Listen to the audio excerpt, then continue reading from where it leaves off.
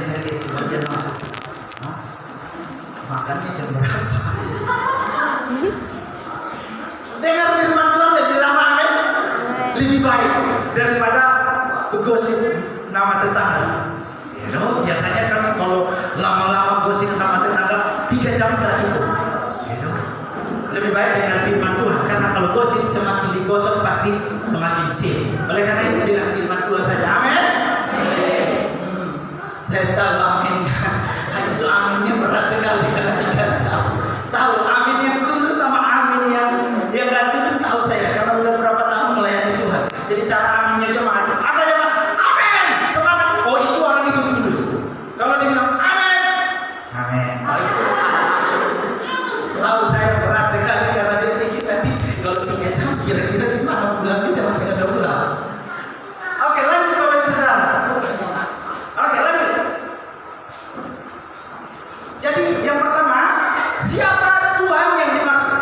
Yang bisa membuat GPI atau yang memperbarui atau yang bisa mengangkat GPI? Siapa dia? Ada yang tahu Tuhan yang mana yang bisa mengangkat GPI? Tuhan yang mana? Tuhan yang mana? Tuhan yang mana yang bisa merubah gereja ini, yang memperbarui kita semua? Tuhan yang mana? Tuhan Yesus. Ada yang lain? Tuhan yang mana? Banyak Tuhan. Ya, pokoknya Tuhan. Nah, oleh karena itu kita belajar malam hari ini. Lanjut. Siapa Tuhan yang dimaksud? Yang pertama adalah Dia adalah Tuhan Allah Tritunggal. Amin. Tuhan Allah Tritunggal. Perhatikan baik jari saya. Tuhan, Dialah yang dimaksud Tuhan Allah Tritunggal. Jari saya ini loh. Tritunggal. Ini mau Katolik mau Protestan percaya ini. Amin. Tuhan Allah Tritunggal. Di mana ayatnya? Kejadian pasal 1 ayat 26, Yesaya 3 ayat 6 ayat 3, Matius 28 ayat 19 dan Lukas 3 ayat 22. Demikian firman Tuhan. Lanjut. Dikatakan.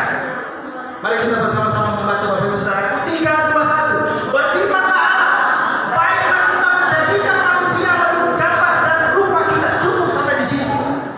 Kata kita yang besar ini Tuhan sedang berfirman kepada siapa? Berfirman kepada siapa? Ada yang tahu? Berfirmanlah Allah, baiklah kita menjadikan manusia. Artinya belum ada Adam dan Hawa. Ini proses penciptaan manusia. Adam dan Hawanya masih dalam perencanaan. Tuhan sedang berbicara. Ada orang mengatakan, oh ini Tuhan sedang berbicara kepada malaikat, makanya dia bilang kata kita. Kalau kita di dalam masa tayang itu kamu, tapi kita di sini itu artinya lebih dari satu orang pokoknya. Amin. Baiklah kita, Tuhan sedang berbicara dengan siapa? Menciptakan manusia menurut gambar dan rupa kita. Maksudnya Tuhan menciptakan manusia menurut gambar dan rupanya. Tapi pakai kata kita. Kita itu lebih dari satu. Pokoknya lebih dari satu pokoknya. Entah berapa kita tidak tahu. Ada orang mengatakan ini Tuhan berbicara dengan malaikat. Tidak mungkin, karena malaikat juga dicipta oleh Tuhan. Yang mencipta adalah Tuhan Allah. Malaikat juga dicipta. Nah kalau begini berarti Tuhan berbicara dengan siapa? Dengan dirinya sendiri. Allah Tritunggal. Siapa mereka? Bapa, Yesus Kristus yang disebut Putra, lalu siapa? Roh Kudus. Makanya dia berbicara, marilah kita menciptakan manusia serupa, segambar dengan rupa kita. Lebih dari satu. Kenapa harus 3? Kita lanjut. Kenapa enggak 4? Kenapa enggak 5? Ini buktinya. Ini ada malaikat yang memuji Allah di dalam kerajaan surga. Bersama-sama 3, 2, 1. Dan mereka seru seorang kepada seorang, katanya, kudus, kudus, kudus Allah Maha Kuasa Allah. Seluruh bumi kemuliaan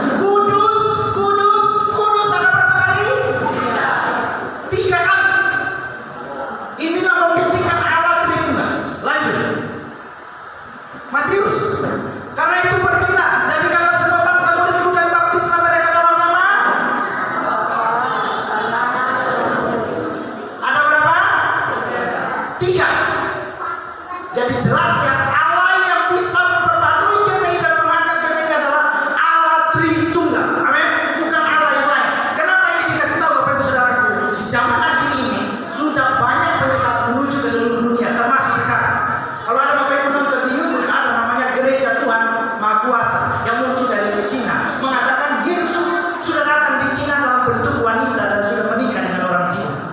Ini acara dari mana? Yesus kok jadi perempuan lalu menikah di Cina? Ini apa Bapak Ibu dan penonton YouTube-nya berjuta-juta di Indonesia? Ada saksi Yehova tidak mengakui Allah Tritunggal. Mereka tidak mau merayakan Natal. Jadi kalau ada orang yang bawa buku menara pengawal ke rumah Bapak Ibu Saudara, lalu anda, inilah jalan yang benar, tolak dalam nama Yesus. Kalau tidak akan diseret oleh mereka. Oleh karena itu penting Bapak Ibu Saudara untuk mengetahui Allah Tritunggal. Lanjut. Di dalam Lukas dikatakan, dan turunlah Roh Kudus dalam rupa burung merpati ke atasnya, ke atas Yesus Kristus. Ini Yesus waktu dibaptis oleh Yohanes Pembaptis di Sungai Yordan.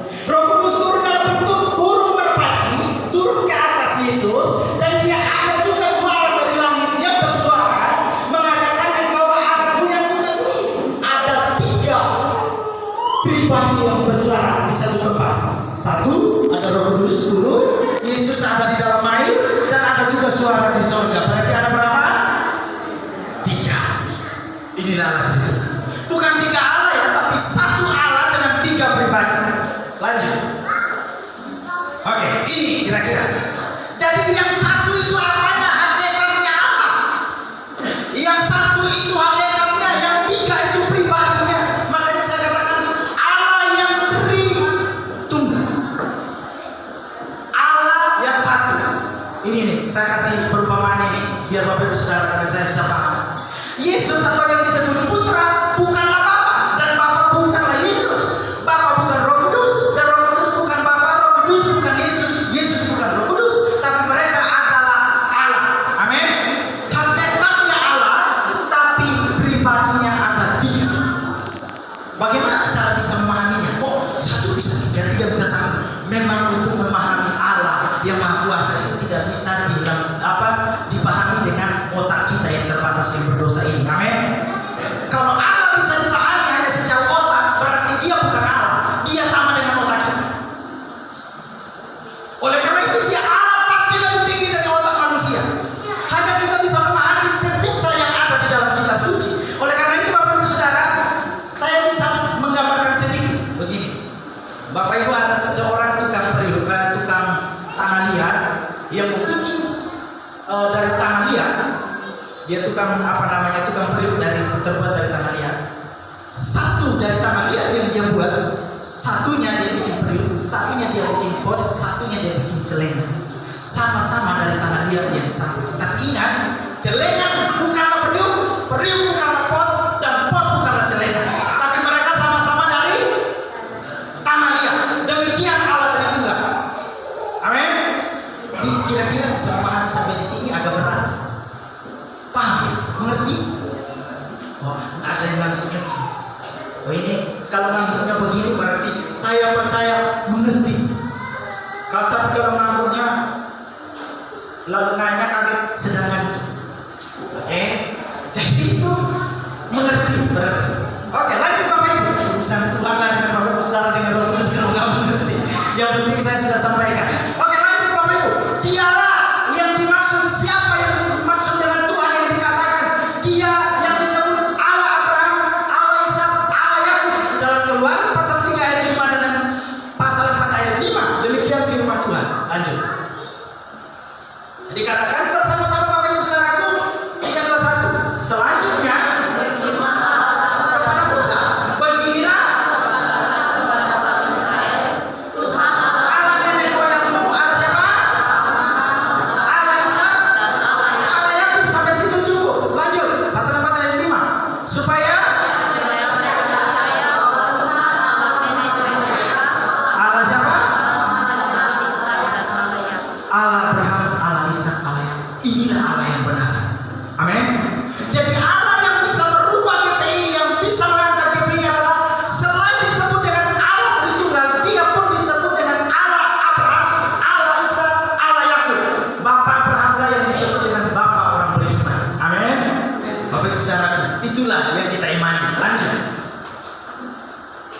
Dialah yang disebut apa? Dialah Allah yang menjelma menjadi manusia, yang disebut Yesus Kristus yang kita rayakan malam hari ini. Nah, ayatnya Yohanes 1 ayat 1 dan 14. Lanjut.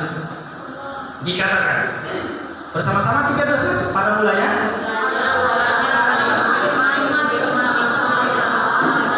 firman itu adalah Allah. Ayat 14. Firman itu telah menjadi manusia dan diam di antara kita. Inilah yang kita rayakan malam hari ini. Jadi kalau orang yang tidak merayakan Natal, mereka mengatakan kami tidak tahu tanggal lahirnya Yesus kapan, maka kami tidak mau merayakan Natal.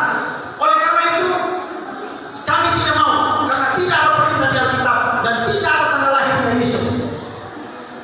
Kalau orang yang demikian termasuk saksi Yehova mengatakan kami tidak mau, artinya mereka tidak pernah mau mengakui Yesus pernah menjadi manusia, betul? Kalau siapapun gereja yang tidak mau merayakan Natal, mereka tidak mengakui Yesus pernah menjadi manusia. Bukan soal tanggalnya. Kadang-kadang juga kalau kita ulang tahun kan nggak dirayain pada tanggal itu, betul? Kadang-kadang mesti tunggu. Kalau misalnya dalam satu keluarga itu mesti tunggu. Kalau misalnya ada yang 25, 26, 27, ya sudah tunggu 27-nya sekaligus, begitu biasanya. Jadi tidak ada persoalan dengan tanggal. Yang menjadi persoalan Yesus pernah datang itu tidak ke dunia ini, tapi secara membuktikan Yesus pernah datang ke dalam dunia, itu yang kita rayakan. Amin. Jadi kalau merayakan Natal itu nggak harus tanggal 25, nggak harus bulan Desember, bulan Maret juga boleh. Bikin aja pohon Natal bulan Maret, malam kudus bulan Maret. Cuma hati-hati, jangan sampai orang pikir ini orang masih sehat atau udah lepas sebelah, ya kira-kira gitu. Jadi perlu diperhatikan. Orang kan itu sejarah gereja 25 yang sudah rayakan hari itu. Hari ini aja tanggal berapa? 16 ya. Jadi tidak harus 25. Yang penting merayakan Yesus pernah hadir di dunia ini. Amin. Oke, lanjut. Yang keempat, dialah Yesus Kristus yang harus kita percaya dan tidak boleh menolaknya. Nah, harus dipercaya, tidak boleh tolak. Amin. Dipercaya, diterima dengan iman, percaya Yesus Tuhan telah menjadi manusia yang harus dipercayai. Sungguh-sungguh masuk dalam hati. Kalau menolak berarti siap-siap dengan risikonya. Ini bukti ayat kitab suci. Mari kita melihat Bapak Ibu Saudaraku, dikatakan Yohanes selanjutnya. Di dalam 1 Yohanes 4 ayat 2, demikian firman Tuhan. Demikianlah kita mengenal roh Allah. Setiap roh ini roh kita yang mengaku bahwa Yesus Kristus telah datang sebagai manusia, berarti dia berasal dari mana? Dari Allah. 1 Yohanes 4 ayat 3 dikatakan, dan setiap roh yang tidak mengaku Yesus tidak berasal dari Allah. Dan roh itu apa? Adalah roh antikristus. Jadi siapa yang menolak Yesus, dia antikristus, melawan daripada Kristus. Resikonya apa kalau menolak? Lanjut ayat firman Tuhan. Resikonya apa? Nah, ini di sini. Sebab banyak penyesat telah muncul dan pergi ke seluruh dunia yang tidak mengaku bahwa Yesus Kristus telah datang sebagai manusia. Bayangkan, inilah saksi Yehova. Inilah gereja Tuhan yang Maha Kuasa. Inilah orang-orang yang mengajarkan Yesus bukan Tuhan. Yesus bukan berasal dari Allah. Mereka telah datang ke seluruh dunia dan sudah pergi. Hati-hati Bapak Ibu Saudara dengan saya. Oleh karena itu perlu dengar firman Tuhan. Kalau tidak, Bapak Ibu Saudara dengan saya akan diseret terus kepada jalan penyesatan. Akhirnya bukan dapat Tuhan, tapi dapat hantu. Kebacaan mereka terus menerus menyebut Tuhan, hantu jadi hantu. Kebanyakan bukan Tuhan lagi. Jadi hantu. Oleh karena itu Bapak Ibu Saudaraku, hati-hati. Bagaimana caranya? Rajinlah dengan firman, rajinlah beribadah, rajinlah sungguh-sungguh mempelajari dengan firman Tuhan. Amin. Supaya tidak tersesat. Kalau tidak, nyawa jadi taruhan kita. Mungkin tubuh ini hadir hari ini sehat, tapi tidak tahu kalau kita pulang dari tempat ini, saya pulang ke surga dipanggil Tuhan. Menuju ke mana? Mau ke surga atau ke neraka? Menolak Yesus, akibatnya lanjut dikatakan. Di sini. Barang siapa menolak aku ini Yesus, dan tidak menerima perkataanku, perkataan Tuhan Yesus, ia sudah ada apa? Lanjut, membacanya. Ia sudah ada, yaitu apa? Itulah yang akan menjadi hakimnya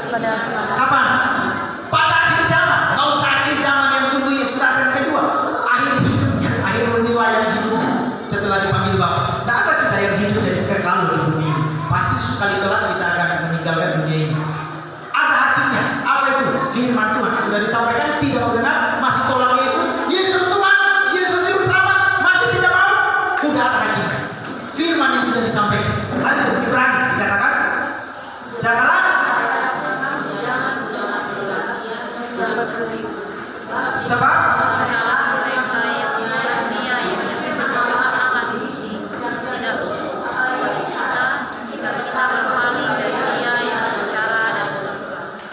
jagalah supaya kamu jangan menolak dia. Dia itu siapa Bapak Ibu Saudara? Siapa? Siapa Bapak Ibu? Tuhan Yesus. Dia yang berfirman. Sebab jikalau mereka yang menolak dia yang berfirman, yang pegang firman Allah di bumi, tidak luput apalagi kita jika kita berpaling dari dia yang berbicara dari surga. Hati-hati, tidak luput. Mereka yang zaman Yesus berfirman waktu itu menolak Yesus tidak luput apalagi kita. Siapa kita? Bapak Ibu Saudara, oleh karena itu harus percaya Yesus, tidak boleh menolaknya. Amin. Sudah disampaikan malam hari ini, buka hati Tuhan Yesus, saya mau engkau. Tuhan Yesus, saya mau menerima engkau. Tuhan Yesus, engkau juru selamatku. Amin. Ini paling penting. Lanjut, dikatakan. Lalu yang kedua, ini yang kedua udah berapa menit ya? Tadi 3 jam dibutuhkan. Baru yang kedua masih ada satu lagi. Ya, mudah-mudahan nasinya belum dingin. Biasanya kalau orang Natal kan itu dia bikin, apalagi kalau kami orang timur itu biasanya berbungkus katanya. Setelah makan mesti ada bungkus bawa pulang kalau kami di Kupang. Itu mesti bawa pulang. Jadi kalau dingin kan tidak bisa bawa pulang, nggak enak untuk di rumah. Jadi usahakan udah pesan memang majelisnya pesan memang kepada pokoknya janganlah cukup 30 menit itu paling lama supaya nasinya jangan dingin. Memang orientasinya nasi bukan firman Tuhan. Tapi kalau manusia ini ada 2 bagian Bapak Saudara. Selain tubuh jasmani perlu dikasih makan, ada juga yang namanya roh atau arwah, betul? Dikasih makan apa itu roh atau arwahnya? Kasih makan apa? Ada yang bisa jawab. Kasih makan apa yang kencang? Kasih makan firman Tuhan, roh itu bisa dikasih makan. Misalkan yang kenyang. Jangan sampai tubuh jasmani boleh gemuk, tapi tubuh rohaninya kurus, itu berbahaya sekali. Itu lama-lama RSC. Gitu ya. Jadi perlu. Lanjut. Tahu RSC ya? Atau sendirilah. Pasti di sini tadi.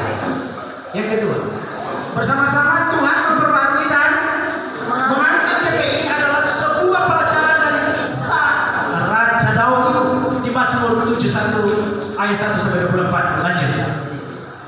Konteksnya, Mazmur ini sebenarnya berbicara 2 bagian. Yang pertama itu ungkapan keyakinan dan doa Raja Daud kepada Allah, yaitu ayat 1 sampai 13, dan ayat ke-14 sampai 24 itu pujian-pujian dan sukacitanya Daud yang dia rasakan, dia sampaikan kepada Allah. Daud mengatakan, memang Tuhan engkau izinkan aku mengalami malapetaka, tetapi engkau pun menghidupkan aku kembali, engkau pun mengangkat aku kembali. Oleh karena itu Bapak dan Saudaraku, Daud itu meluapkan sukacitanya di ayat 20, di ayat 20 tadi itu. Dia sedang meluapkan emosi sukacita dia di hadapan Tuhan. Bagaimana Tuhan mengizinkan dia mengalami banyak malapetaka, banyak masalah, banyak godaan, banyak ujian, tetapi Tuhan mengangkat dia kembali. Di situ dia meluapkan sukacitanya kepada Allah Bapa di surga. Maka lahirlah puji-pujian Daud di ayat 14 sampai 25. Lanjut, itu konteksnya Bapak Ibu Saudara. Pelajarannya apa? Pelajaran bagi GPI apa? Yang pertama adalah bersama-sama 3, 2, 1. Raja Daud mengalami penderitaan dan jatuh ke dalam keterpurukan, namun dia percaya Tuhan pasti mengangkatnya dari Dan Raja Daud mengalami banyak penderitaan dan jatuh dalam keterpurukannya, namun dia percaya pasti Tuhan mengangkatnya dari keterpurukan itu. Amin. Amin. Bapak Ibu Saudara dan saya mengalami keterpurukan hari ini, baik ekonomi, rumah tangga, apapun gara-gara wabah corona. Percayalah Tuhan akan mengangkat kita dari keterpurukan itu. Amin. Raja Daud pun mengalaminya, apalagi kita. Pasti Bapak Ibu Saudara dan saya mengalami itu di dalam rumah tangga kita. Amin. Percayalah Tuhan akan mengangkat kita dari keterpurukan itu. Apa pergumulan Bapak Ibu Saudara dengan saya malam hari ini? Apa pergumulan di desa? Apa pergumulan di rumah tangga? Apa pergumulan di gereja? Apa pergumulan di dalam kehidupan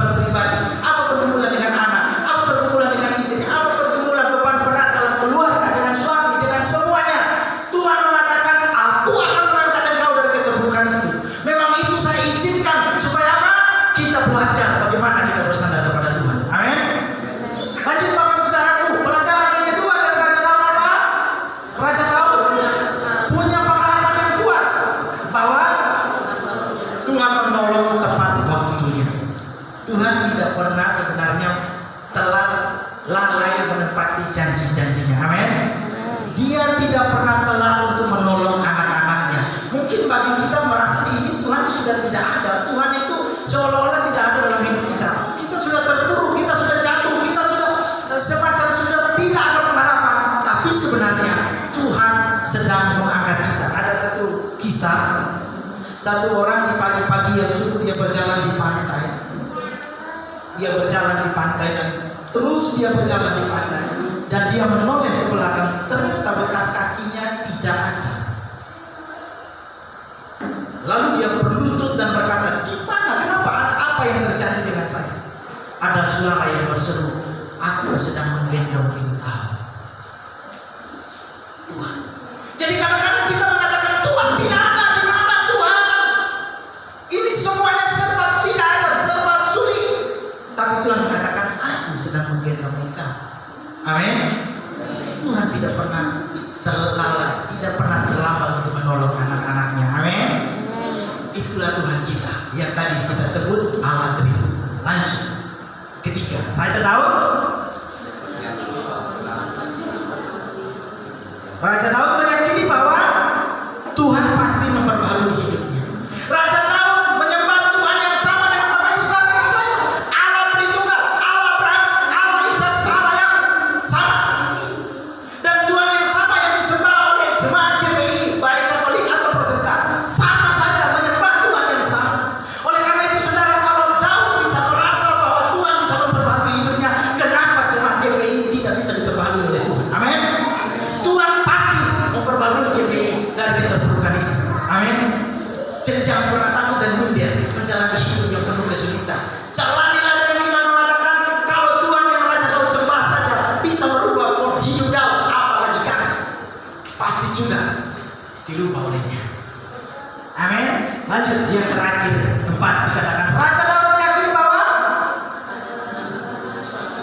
yang selalu mengangkatnya dari setiap masalah yang dialaminya. Bapak Ibu Saudara, meskipun ada 1000 tangan yang menarik kita turun, percayalah ada satu tangan yang begitu kuat mengangkat kita naik.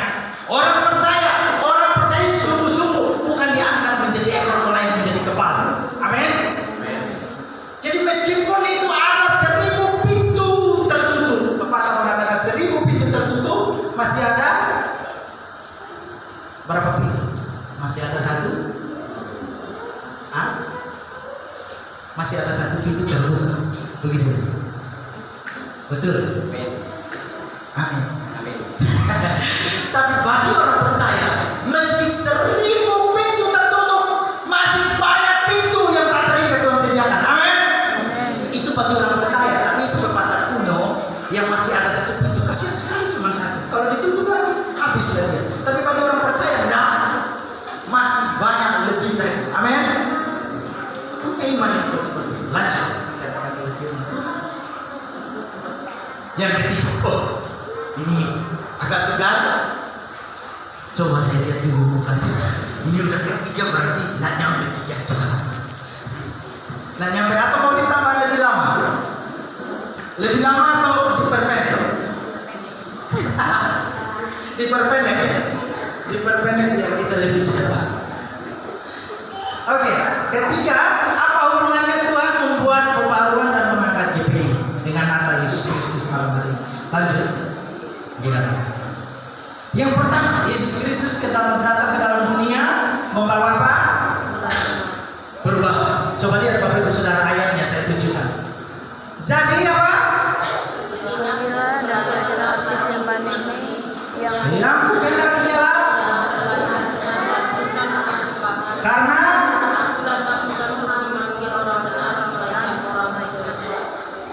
Yesus datang membawa perubahan dan untuk memanggil siapa?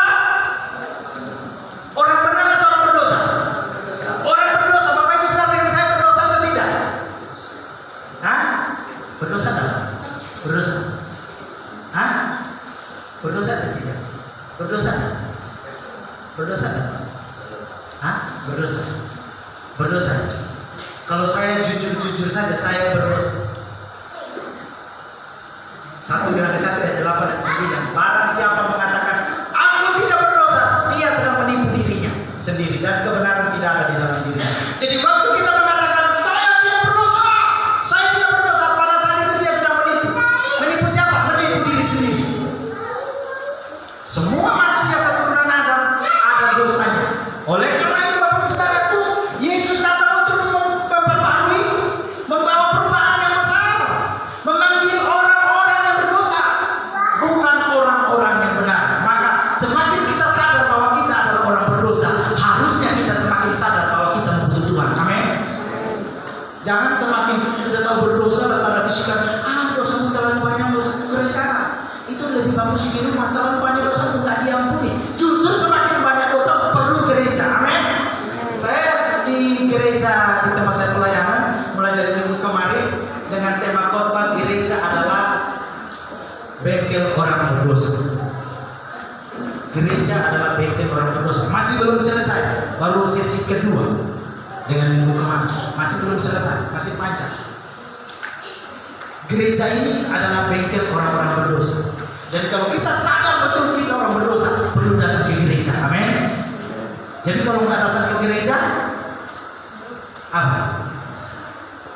Kalau sadar diri orang berdosa, berarti dia perlu bengkel. Bengkelnya apa? Gereja. Jadi kalau nggak datang ke gereja, ayo jawablah. Kalau rasa diri berdosa, kita perlu gereja. Karena gereja adalah bengkel orang berdosa untuk memperbaiki hidup kita dari dosa itu. Tapi kalau tidak datang ke gereja, tidak perlu gereja, berarti dia tidak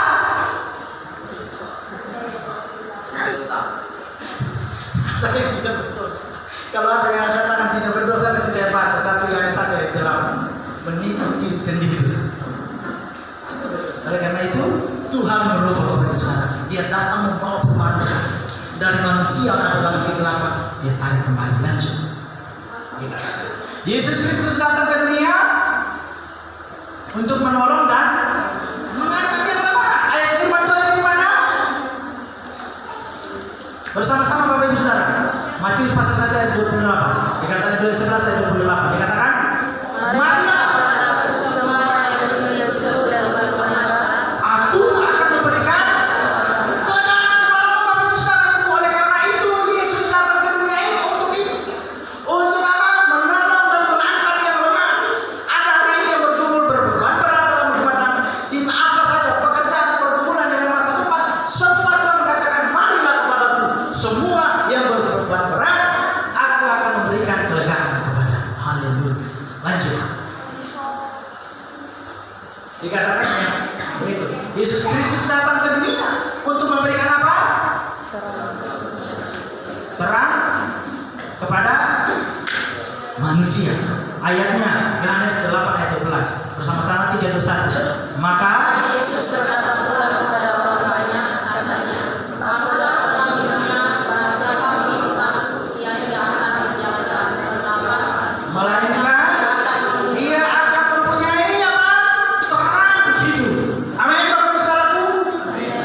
Yesus datang ke dunia ini untuk memberikan terang supaya apa? Supaya kita semua yang percaya kepada Yesus tidak lagi berjalan dalam kegelapan, melainkan mempunyai terang hidup. Ada orang Kristen sekarang itu yang tidak menjadi terang, bahkan menjadi terang gereja, bukan menjadi terang dunia seperti yang dituntut oleh Yesus di dalam Matius pasal 5.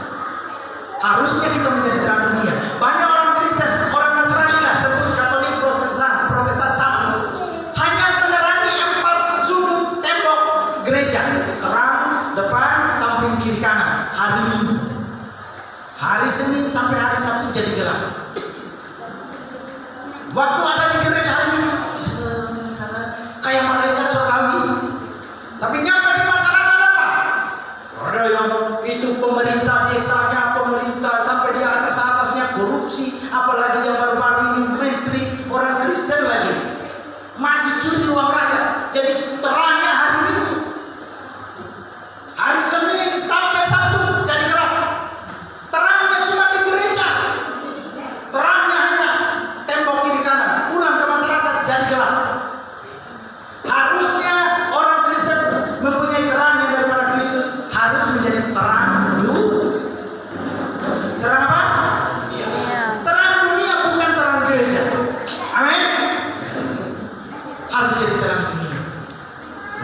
Bapak Saudara. Lanjut. Dikatakan. Ini mudah-mudahan yang terakhir ya. Agak lama